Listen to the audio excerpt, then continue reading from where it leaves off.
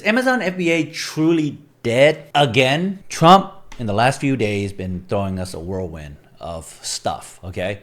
They were talking about tariff across the board. That's a bombshell right there. And then you have tariff on China at 104% on imports, and everybody's losing it. Okay, market's freaking out. People are getting crushed. Margins are getting crushed. Supply chains are breaking. But here's the truth. This doesn't have to kill your business unless you do nothing. What's up, guys? Charlie Pham here. I've been in the Amazon game for over 15 years plus, and I've seen recession, pandemic, chaos, COVID, algorithm shakes up. But this, man, this is some next level stuff because it's unpredictable. So Trump's new tariff are shaking pretty much the global trade. Everybody's freaking out. And in this video, I'll break down what's happening. So let's talk about how we got here. So on March 6, 2025, during an interview on his private jet, Trump says this: sometimes you have to take your own medicine to fix something. And guess what? Months later, and boom, within 48 hours, over $6 trillion was erased from the stock market. And as you can see, 104% on China tariff, on China's import. S&P 500 dropped 5 to 6%, lost trillions of dollars. In the last few days, we've seen it drop like 20%, close to 20%. This is a full-blown trade reset. So in 2023, the U.S. imported $3.1 trillion worth of goods and exported about $2 trillion. Meanwhile, China ran a surplus of $823 billion. So it's good for them. They're making money. Right? The U.S. is losing money. China, on the other hand, they got a sweet deal. They've been making money. So Trump's logic and Trump and his government party's logic, we're getting played. Other country were hits export with 30, 40, even 60% tariff. I'm not trying to be political. This is not a political video. But it doesn't matter if you support Trump or against Trump. Right now, this is what's happening. And as an entrepreneur, as a business owner, honestly, I don't care who's the president. What I care about is what I'm going to do when things are happening. But to be honest, we've been letting their products into the U.S., like Chinese products, Chinese good into the U.S. with barely any fees. I mean, to be honest, you know, there's a Damascus law where I'm probably butchering the name, but essentially you can ship small packages from China into the U.S. without any fees, any crazy custom fees at all. So let's explore this idea. How did this new tariff happens? How did the U.S. tariff war started? All right. Right now we're in April. Some of the biggest tariff that's being talked about that we're going to start hitting in certain countries. China, 104%. He had talked about Vietnam getting 46%, Cambodia getting 49%. What did Cambodia do? I don't know. Thailand's getting 36%, Japan getting 24%, and that was what was planned. All imports was going to be hit with this 10% blanket tariff tax on top of the goods. But today's news, they're going to pause all of it for the next 90 days, but they're going to keep pressuring China. So China is the only one being attacked right now. This whole thing, everybody else is good now. Trump said nobody was retaliating. They were negotiating, so he's just going to put a pause, 90-day pause, which is about 3 months. And he's going to try to negotiate with China because China was the only one that retaliated. What's going on right now? Well, honestly, I think the market has jumped back up. I think a lot of the fear that people have are not where it used to be. All the reciprocal tariff that we heard about, well, I think all of that's going to be settling down. And now all we're waiting on is China going to continue to hit back in the U.S. or are they going to renegotiate? So what are we going to do now, right? Everybody's freaking out. Well, nobody's freaking out anymore, but things could change, right? Trump is saying one thing and then he's doing another and then he's pulling back. So his words aren't very stable for all of us. And so if you have goods in China right now, what do? Because everybody is scrambling to make sure that they get their goods in the U.S. before any tariff does happen. So just imagine what happened as an Amazon seller who have products being shipped from China or who have products being manufactured in China right now. and is going to be importing those goods. I mean, we're talking about apparel can go up from like, up to 97%. Okay, kitchen product could be costing 90% more. Electronic could be 6% plus in cost. And when you think about U.S. made products, there's foreign components to these products. Okay, tooling, raw material, packaging. When you buy U.S. made goods, I mean, the boxes that it comes in is from overseas. So all of this is really causing this global supply chain crisis uncertainty. And, sellers who don't move fast will essentially get wiped out. If you're not preparing for this, you're going to get wiped out. So let's talk about some of the things that you can do in this time of uncertainty, because we don't know what's going to happen in the next 90 days. And especially when we're getting goods from Alibaba, getting goods from China, or redirecting our goods to countries like Vietnam, right? Which might potentially get a hit with like 43%. I'm not sure what Vietnam is doing, but I'm guessing the point of taxing some of these countries, putting tariffs in some of these countries, because China is diverting a lot of their manufacturing and shipping out of these countries to reduce their tariff costs. So how do you adapt? Because if you don't adapt, you will die. So what do we do now? So we have to be a little bit smarter, okay? I started my business during the 2008 crash. I built a business that rolled up after that, right? But at the time, I didn't know better. So things will happen. Uncertainty will happen. Things will always happen, but you have to adapt, because if you don't adapt, you're going to get wiped away. So I'm going to go through some of the 10 specific tactical things you can start doing today to prepare for this type of uncertainty, right? So make sure you take notes, pause for a bit, sit down, let's talk about it. The first thing you can do, let's talk about diversifying manufacturing beyond just China, okay? So if China does get hit with 104% tariff, I mean, which is ridiculous. I don't think that's going to happen, to be honest. I think right now it is a negotiation thing. And when it's over, we're going to see something reasonable. It's not going to be 104%. I think both sides are going to have some reasonable tariff on each other, that the U.S. will have something that will be reasonable to where they make money, and China will make money as well.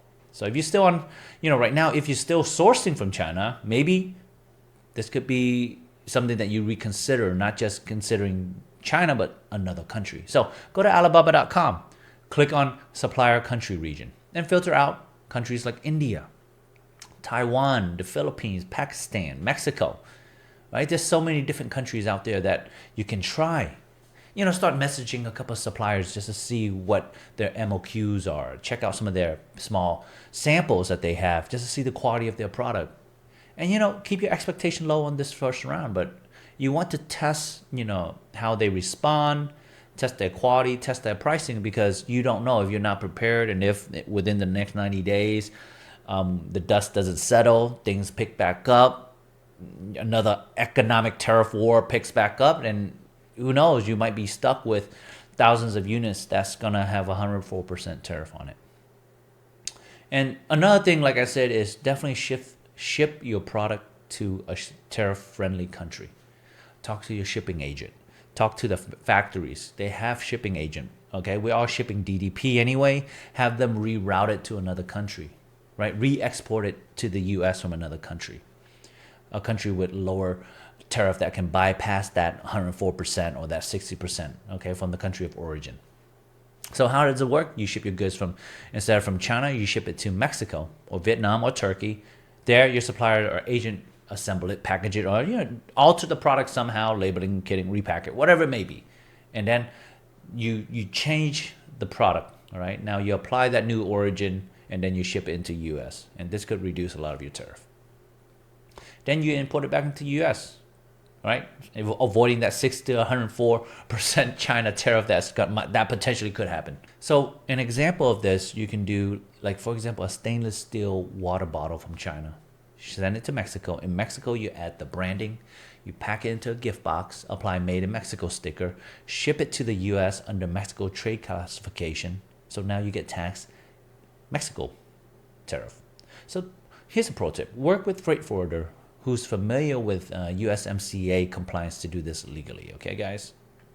And make sure you guys are using FOB, okay?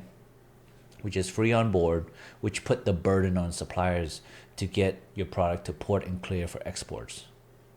And make sure you work with them to get quoted on X work and FOB quotes just to see how much everything costs. And usually FOB is a lot better for you. All right. And ask your supplier to ship DDP, which is delivered duty paid. And what it means, your supplier's forwarder agrees to pay the tariff on your behalf and includes it in the product cost. So you avoid dealing with the U.S. custom directly. You know your landed costs up front. You might pay slightly more per unit, but avoid risk of paperwork. So make sure DDP service is legitimate. There's suppliers out there that are kind of sketchy, but most of the time the manufacturer has an agent that they work with consistently, and they can load it up on there. And there's other known forwarder out there like Flexport, Fritos, or there's Alibaba vetted DDP provider. So make sure you reach out and call them and see what's going on, and get the input. And here's a pro tip for you: use a bonded warehouse in the U.S. If, let's say, this tariff situation does get out of control, get a bonded warehouse, store your goods in there, and wait until the tariff rule change. Maybe not 104%, it might be 30%. Then you pull your inventory out. Or, like I said, hold your inventory overseas and wait a little bit. If you have stock in the U.S. right now, like thousands of units in the U.S., just wait before you ship the other units. All right, because everybody's going to be freaking out the same way you are. And the freight forwarder is going to be overwhelmed. Warehouses is going to be overwhelmed. Shipping containers is going to be overwhelmed. Everybody's scrambling, okay? So do what you can to delay paying the tariff until you actually pull your inventory into that Amazon FBA. Now, this gives you time to plan for everything else. And of course, when you put it in a bonded warehouse, you pay duties in smaller chunks, and improve your cash flow. And you can still send bulk from China, but you don't want to eat up that 104% duty all at once up front, okay? Things could change. Now, most important, don't forget to do pre-shipment inspection. This is very important, because if you're rushing your shipment out of China right now, when you have this 90-day window and you didn't expect your product, and it only costs you $250, which could save you thousands and thousands of dollars because you have 1,000 units that are bad, yeah, that will suck. So make sure you are spending money on inspection that just costs maybe $250 to $300, okay?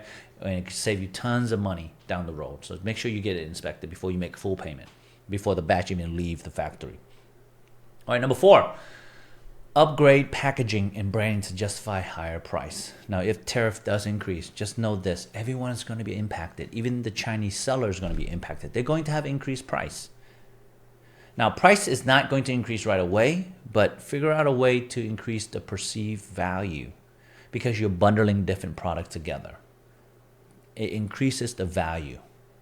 Use your copywriting, use your product images to increase that value, all right? So, switch. And some things you can do is you can simplify packaging too as well, like craft mailer instead of custom boxes. Add low-cost bonus item like microfiber cloth or thank you card, or improve your Amazon listing with A+ content, storytelling. You can change more without changing your product if your brand looks premium. Focus on creating that premium look, and that way increase your perceived value. Now, number 5, modify products to reclassify HS code. This is one of the most underused tactic in the game. So contact your freight forwarding agent, see if they can recategorize your HTS code to see if you can get lower duty rates. And instead of tweaking one product, just break your product down into different parts and say this is a kit instead of one product. And now you have different categories of HTS code you can separate to get lower tariff on. All right. So the slight tweak, like changing material or adding feature or combining SKU, can move you into a lower or zero duty category. So talk to your custom broker or your freight forwarding agent, see if they can help you with that. I mean, I'm not an expert, but honestly, if you have someone that's an expert, work with them, work with a professional, because this is not my field of expertise. But when you work with an expert in this field, they can give you more guidance, okay? So don't try to do this on your own, because you won't be able to. You got to work with the people who are experienced when it comes to dealing with, tariff, custom importation, and various other things related to importing. All right, number 6, build a strong supplier relationship, all right? When you build strong relationship in an environment like this, your relationship with supplier is the most important, and you can leverage that. And how you strengthen? Open communication, send them gifts during New Year's, Chinese New Year's, and just be courteous and just consistently communicate using WeChat or WhatsApp for that faster response and faster relationship building. Now, during this situation, negotiate like for extras, okay? And what I mean by that, extra is like, hey, can I get logo printing for free or custom packaging for free if I ordered X amount of units, like 500 units? And this is just like, when you explain that this tariff situation is eating into your margin, like they will understand. So maybe there's something that you guys can do to work out a special deal to where they take some of that cost and you take some of that cost, so that it's a win-win for everybody, because right now everybody's getting hurt by it. Think about expanding into Canada. Ship products directly to Canada where tariff is a lot lower. Maybe expand into the UK. So sell where the rules are a little different. Start with North America remote fulfillment to sell in Canada and Mexico with your existing US FBA stock. Then maybe consider registering for Amazon UK and Amazon Germany or Australia, and ship those products there, because it might be a little bit different when it comes to the tariff rate. It might be a little bit lower over there, right? We don't have this crazy tariff war with the other countries. So if you're shipping from China to Australia, they might not have a 104% tariff. They might have a 10% tariff. All right, and the last thing, the most important thing, is you gotta have a tariff cost model into your financial forecast. If you haven't built something yet for you to project out what it looks like if tariff went up by 60% on landed goods, then you're kind of flying blind. So use the hts.usitc.gov to identify exactly your duty rates before launching a product, right? Add 20-25 margin buffer to account for tariff spike. Run product ideas through landed cost calculator with the worst case scenario. What if China and the US didn't come up with a negotiation? What does it look like if we had 60% tariff, right? Worst case scenario. And that's how you stay profitable, because you understand that this is your bottom line, right? 60% is going to kill me, so I have to increase price. Remember, if tariff does happen, everybody will increase price at the same time. So you're not going to be the only one, but price increase won't happen right away. It will happen gradually. It doesn't happen instantly, because there's still stock in the US. There's sellers that are holding thousands of units. So just make sure that you're paying attention to prices. Don't just increase price like crazy, because you can get suspended for something like that. Or you might get flagged, because Amazon might think you're manipulating price or taking advantage of a situation like during COVID time. So be the ones who's adapting, all right? That's how you win. That's how you dominate. You don't want to win by waiting. You want to win by moving faster than the next seller. You want to win by being proactive. This is your moment not to retreat, but to, pivot, reposition, and play smart and plan than ever before. More planning than ever before. And so if this video gave you some value, like it, subscribe, and drop a comment below with some of your biggest takeaway. So let's rise above the noise. And let's focus on, trying different strategy and tactics to help us succeed in this, uncertain tariff war. Because to be honest, I don't think it's going to last forever. It might be 2-3 weeks, and I think there's going to be a negotiation on the table. And things will be smooth and everything will be back to normal. But plan out for the worst. See what the best case scenario looks like, and see what the worst case scenario look like. But you got to be proactive. If you're not proactive, you're not going to succeed. And for us, it's about solving problem, finding ways to work through things, and the better you get at it, the more likely you will succeed. See you guys in the next video.